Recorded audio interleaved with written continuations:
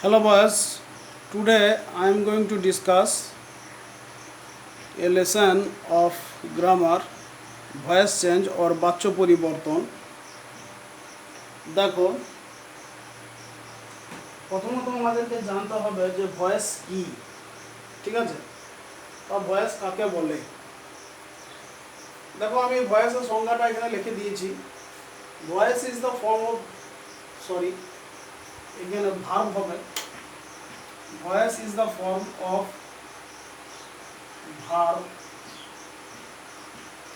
that denotes its relation অর্থাৎ ভার্বের সম্পর্ক বোঝায় with subject or object.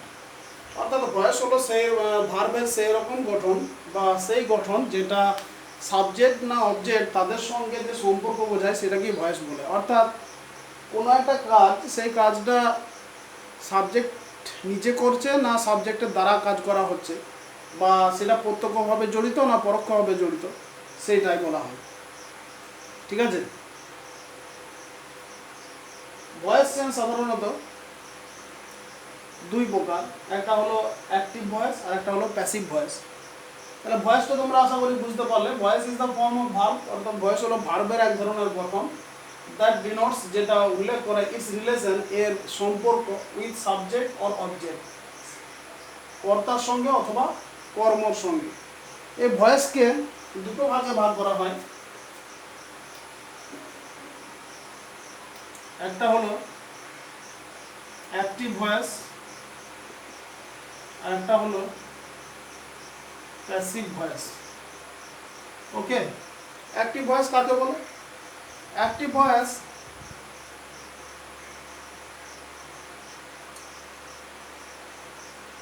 it is directly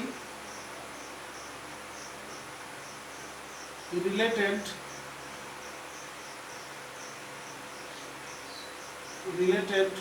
to the doer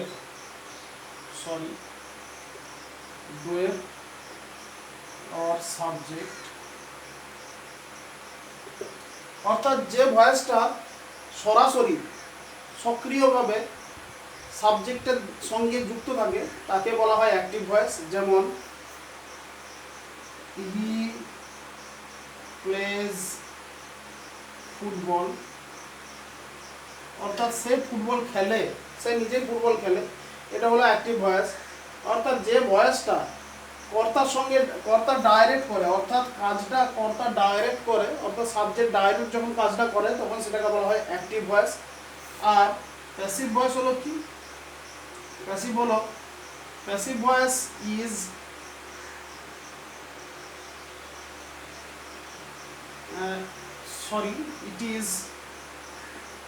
it is indirectly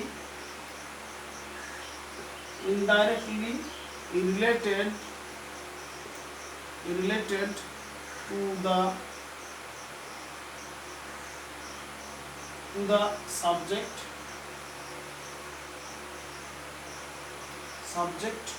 or doer, but directly related to the object or agent। Passive voice কোনটা না? Passive voice যখন সাবজেক্টের সঙ্গে indirectly ভাবে, ঠিক আছে, সাবজেক্টের সঙ্গে ইনডাইরেক্টলি ভাবে অর্থাৎ পরোক্ষভাবে যুক্ত থাকে, সম্পর্ক স্থাপন করে, কিন্তু অবজেক্টের সঙ্গে বা এজেন্টের সঙ্গে ডাইরেক্টলি অর্থাৎ প্রত্যক্ষভাবে সম্পর্ক স্থাপন করে, তখন তাহলে সেটাকে বলা হয় প্যাসিভ ভয়েস। যেমন আমি এইটা যদি প্যাসিভ করি তাহলে কি হবে? Football is played by him. অর্থাৎ ফুটবল তার দ্বারা খেলা হয়।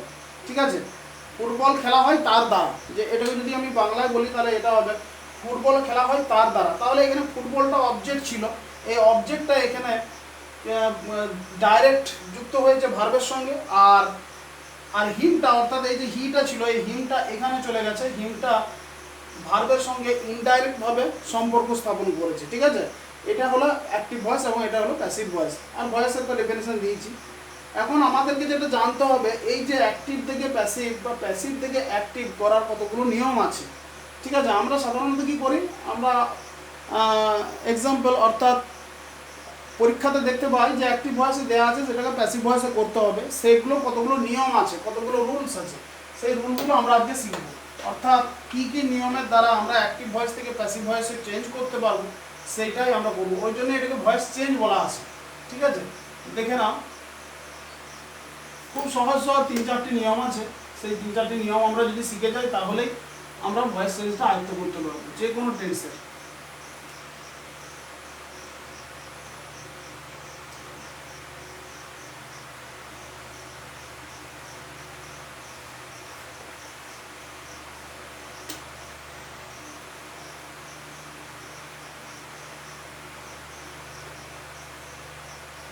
দেখো, প্রথম নিয়মটা যেটা লিখলাম এটা হলো রুল বা নিয়ম।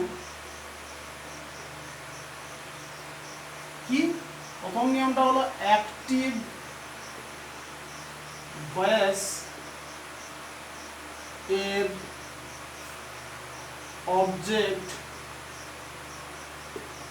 অবজেক্ট বা কর্ম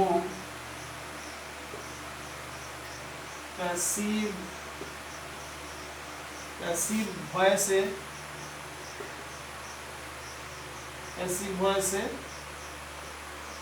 সাবজেক্ট বা কর্তা রূপে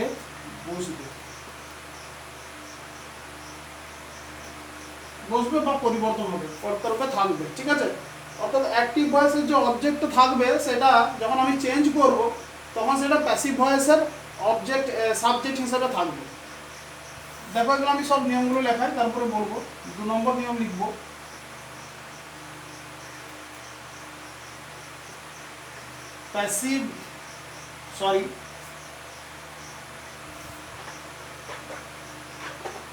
দু নম্বর নিয়ম লিখছি। দেখো, অ্যাক্টিভ ভয়েস এর সাবজেক্ট বা কর্তা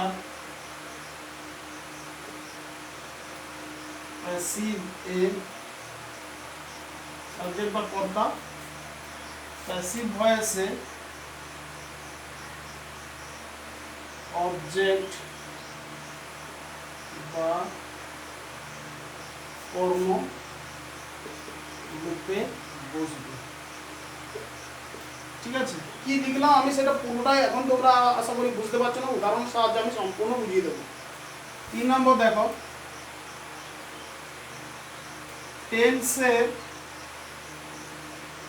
টেন্সের কোনরূপ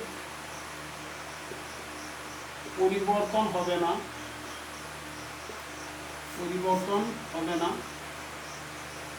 টেন্সের কোনো পরিবর্তন হবে না, শুধুমাত্র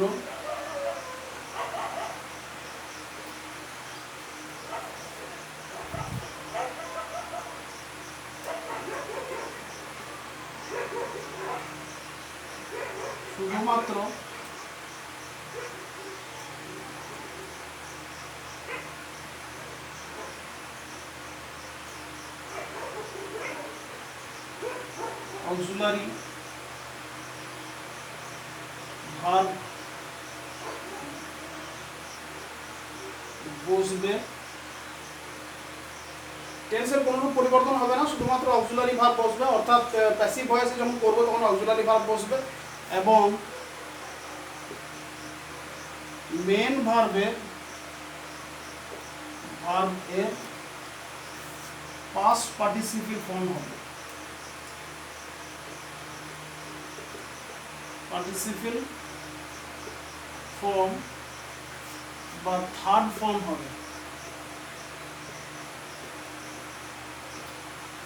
হবে, ঠিক আছে। 4 নম্বর লিখছি,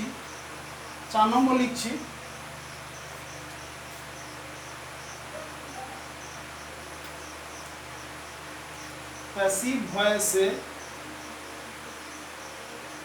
ভয়েসে অবজেক্টের আগে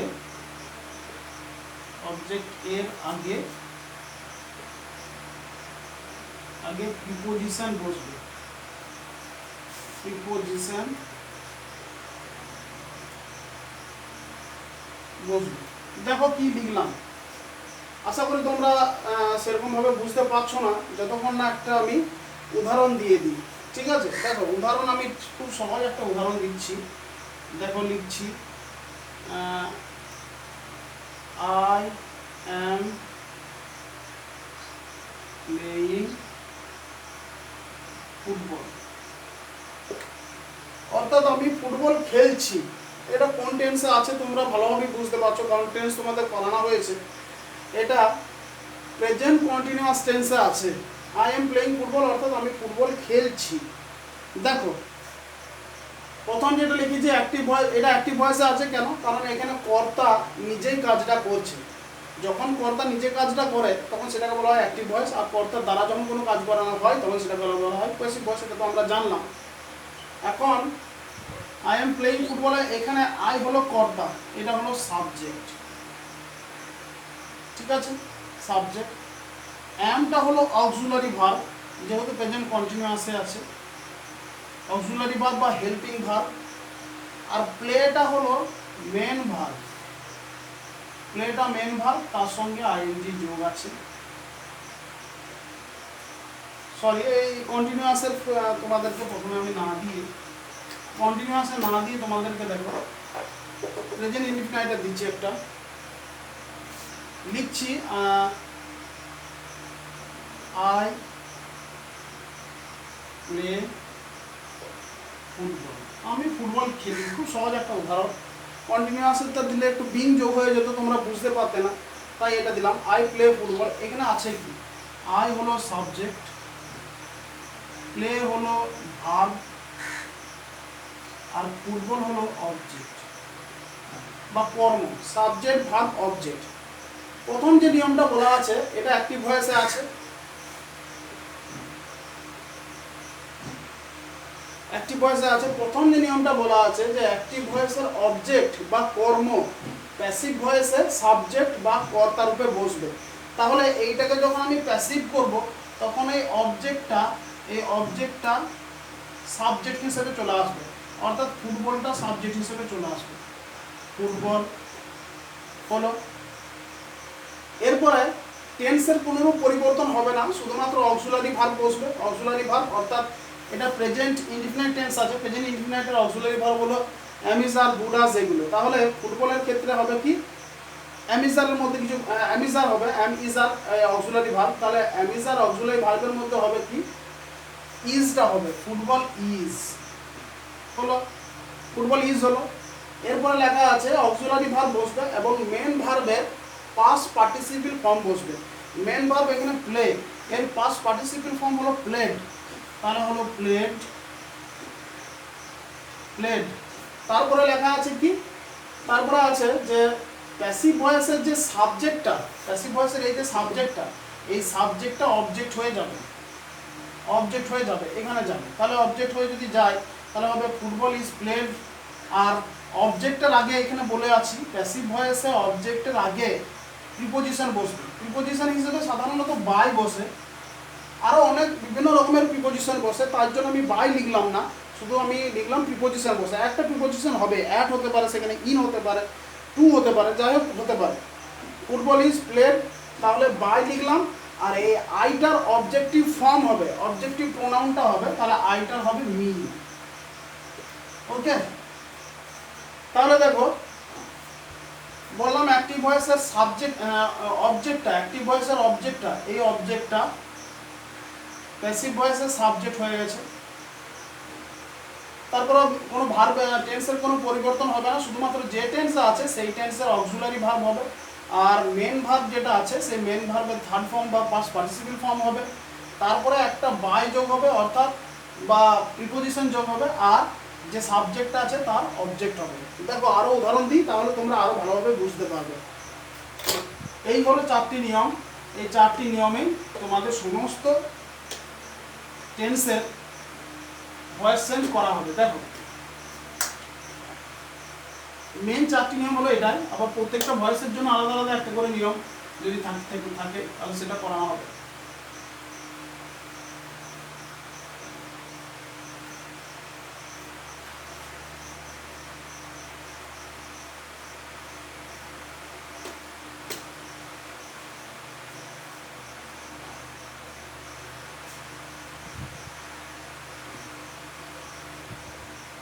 দেখো লিখলাম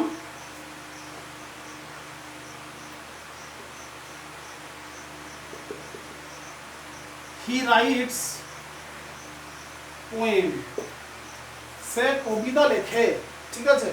তাহলে হিটা হলো সাবজেক্ট, রাইটসটা হলো ভার্ব, আর পোয়েমটা হলো অবজেক্ট। এটা ঠিক আছে, এটা অ্যাক্টিভ ভয়েসে আছে। কেন অ্যাক্টিভ ভয়েসে আছে? কারণ সাবজেক্ট অর্থাৎ হি সে নিজেই কাজটা করছে, ঠিক আছে, তার জন্য এটা অ্যাক্টিভ ভয়েস আছে। এবার এটাকে যদি প্যাসিভ করতে হয় তাহলে কি করতে হবে? প্যাসিভ করতে গেলে প্রথম যে নিয়মটা, এই অবজেক্টটাকে আমাকে সাবজেক্ট হিসেবে নিয়ে আসতে হবে। তাহলে অর্থাৎ পোয়েম লিখলাম। এবার দেখতে হবে কোন টেন্সে আছে। এটা কোন টেন্সে আছে? এটা হচ্ছে প্রেজেন্ট ইনডিফিনিট টেন্সে আছে, ঠিক আছে। যেহেতু রাইটস আছে, থার্ড পারসন সিঙ্গুলার নাম্বারের সঙ্গে এস বা ইএস যোগ আছে, তাহলে প্রেজেন্ট ইনডিফিনিট টেন্সে আছে। তাহলে পোয়েম আর প্রেজেন্ট ইনডিফিনিট টেন্সের অক্সিলারি ভার্ব বসাতে হবে। প্রেজেন্ট ইনডিফিনিট টেন্সের অক্সিলারি ভার্ব হলো অ্যাম ইজ আর, তাহলে পোয়েমের সাথে হবে ইজ। এবার মেন ভার্ব যেটা আছে সেটার past participle form, poem is written, তারপরে একটা প্রিপোজিশন যোগ হলো, বাই যোগ হলো। বাই এই হিটা এই সাবজেক্টটা অবজেক্ট হয়ে যাবে, অর্থাৎ এটা হবে হিম, ঠিক আছে। এই যে হিটা হিম করছি, আইটা মি করছি, এইগুলোর একটা নিয়ম আছে। দেখো অ্যাক্টিভে প্রোনাউনের কিভাবে চেঞ্জ হয়, অ্যাক্টিভ আর প্যাসিভ, অর্থাৎ সাবজেক্টিভ প্রোনাউন কিভাবে অবজেক্টিভ প্রোনাউন হয়। আইটা হয় মি, উইটা হয় আস, ইউটা ইউই থাকে, ইউর কোনো পরিবর্তন হয় না। হি হয় হিম, অর্থাৎ অ্যাক্টিভ ভয়েসে যদি হি থাকে প্যাসিভ ভয়েসে হিম হয়ে যাবে, আর অ্যাক্টিভ ভয়েসে যদি সি থাকে প্যাসিভ ভয়েসে হবে হার, আর অ্যাক্টিভ ভয়েসে যদি দে থাকে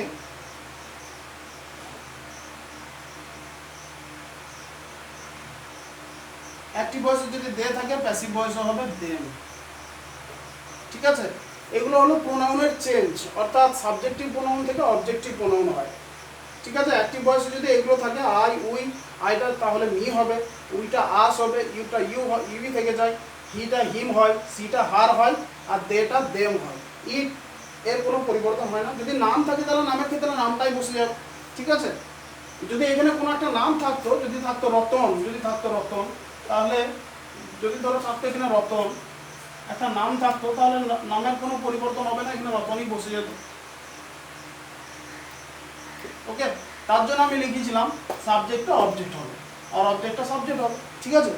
এটা হলো মেন ফর্মুলা। এখন আমরা যেটা জানবো প্রেজেন্ট ইনডিফিনাইট টেন্সের ফর্মুলাটা আমরা আজকে একটা টেন্স করে তোমাদেরকে এটা শেষ করব। দেখো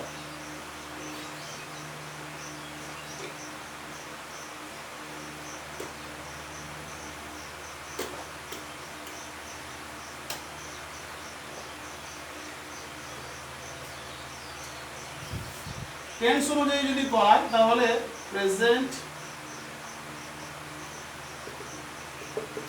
ইনডিফিনাইট টেন্স এর ভয়েস সেট যদি করি তাহলে দেখো প্রেজেন্ট ইনডিফিনাইট টেন্স সম্বন্ধে জানতে হবে। তাহলে প্রেজেন্ট ইনডিফিনাইট টেন্স তোমাদের টেন্স করানো হয়েছে, অর্থাৎ কোনো কাজ যখন বর্তমানে সাধারণভাবে ঘটে হয় ইত্যাদি, তখন তাকে সেটাকে প্রেজেন্ট ইনডিফিনাইট বলে। প্রেজেন্ট ইনডিফিনাইট তোমরা চিনবে সাবজেক্ট প্লাস ভার্বের ফার্স্ট ফর্ম প্লাস অবজেক্ট, এটা হলো ফর্মুলা। দেখো আমি লিখলাম দে অর্থাৎ তাহারা, দে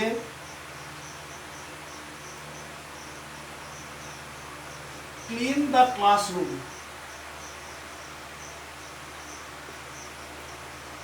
তারা প্রত্যেকদিন তারা ক্লাসরুমটা পরিষ্কার করে, ঠিক আছে। দে ক্লিন দ্য ক্লাসরুম, তারা ক্লাসরুমটাকে পরিষ্কার করে। তাহলে দে এটা সাবজেক্ট, ক্লিন এটা verb, subject plus verb plus the classroom এটা হলো অবজেক্ট।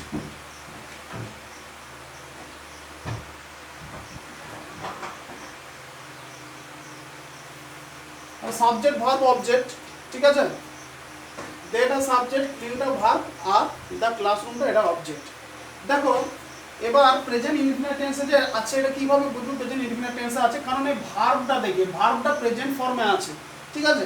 ভার্বটা প্রেজেন্ট ফর্মে আছে, তাই আমরা বুঝতে পারবো এটা ইডি যোগ নেই, ক্লিনড নেই, তাহলে আমরা বুঝতে পারছি এটা প্রেজেন্ট ইনডিফিনিট টেন্সে আছে, ঠিক আছে। এরপরে এইটার যখন আমি প্যাসিভ করব, এটা অ্যাক্টিভ ভয়েসে আছে, এটা যখন আমি প্যাসিভ করব তখন কি করব, তখন এই অবজেক্টটাকে নিয়ম অনুযায়ী আমাকে অবজেক্টটাকে সাবজেক্ট অনুযায়ী নিয়ে আসতে হবে। অর্থাৎ তাহলে হবে দ্য ক্লাসরুম বা the classroom, okay. Present indefinite টেন্সের অক্সিলারি ভার্ব হলো এম ইজ আর, তাহলে দ্য ক্লাসরুমের ক্ষেত্রে হবে is, okay. The classroom is clean, clean এই মেন ভার্বটা পাস্ট পার্টিসিপল ফর্ম, অর্থাৎ হবে clean. The classroom is clean, তারপর একটা প্রিপোজিশন বাই হলো, আর এই সাবজেক্টটা অবজেক্ট হিসেবে চলে যাবে। এই আমি একটু আগে লেখালাম দেটা হয় দেম, তাহলে হবে বাই দেম, এটা তাহলে হয়ে গেল প্যাসিভ ফর্ম, ঠিক আছে। দেখো আমি এটা পুরোটাই একটা সূত্র আকারে যদি লিখি তাহলে কি হবে, প্রেজেন্ট ইনডিফিনিটের প্যাসিভের সূত্র হবে এটা সাবজেক্ট, বা এটাকে আমরা অবজেক্টও বলতে পারি, অবজেক্ট হিসেবে আসছে, অবজেক্টটা এলো, কিন্তু এটা সাবজেক্ট হিসেবেই ব্যবহার হয়েছে এখানে, ঠিক আছে। এই অবজেক্টটা সাবজেক্ট হিসেবে আসছে, তাহলে এটা সাবজেক্ট হলো, সাবজেক্ট এটা হলো অক্সিলারি ভার্ব, অক্সিলারি ভার্বটা আমি ডাইরেক্ট লিখিয়ে দিচ্ছি am is are. Main verb এর পাস্ট পার্টিসিপল বা মেন ভার্ব 3 MV3 মেন ভার্বের থার্ড ফর্ম, ঠিক আছে। তারপরে হলো বাই, বাই এটা প্রিপোজিশন, ই আর পি লিখছি প্রিপোজিশন, আর এটা হলো অবজেক্ট, ঠিক আছে। তাহলে সম্পূর্ণ ফর্মুলাটা কি হলো, প্রথমে হবে সাবজেক্ট, তারপরে অ্যামিজার, তারপরে মেন ভার্বের past participle form plus preposition plus object, ঠিক আছে। এটা হলো প্রেজেন্ট ইনডিফিনিট টেন্সের ফর্মুলা।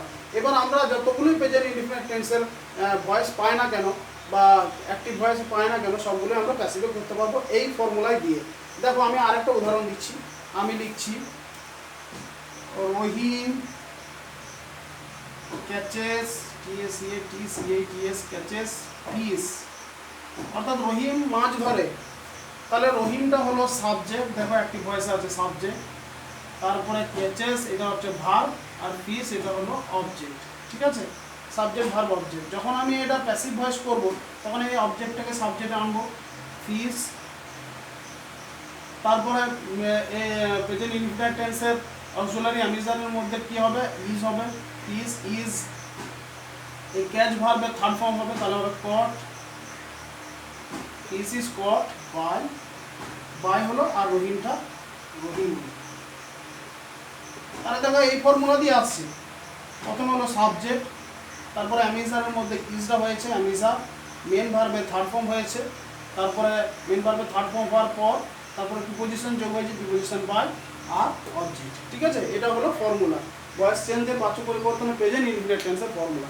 তাহলে আজকে তোমাদের ভয়েস কাকে বলে, অ্যাক্টিভ ভয়েস, প্যাসিভ ভয়েস কাকে বলে এর ধারণা তোমরা পেলে, এবং প্রেজেন্ট ইনডিফিনিট টেন্সের ভয়েস কীভাবে সূত্র আকারে তোমরা করতে পারবে সেটাও পেলে।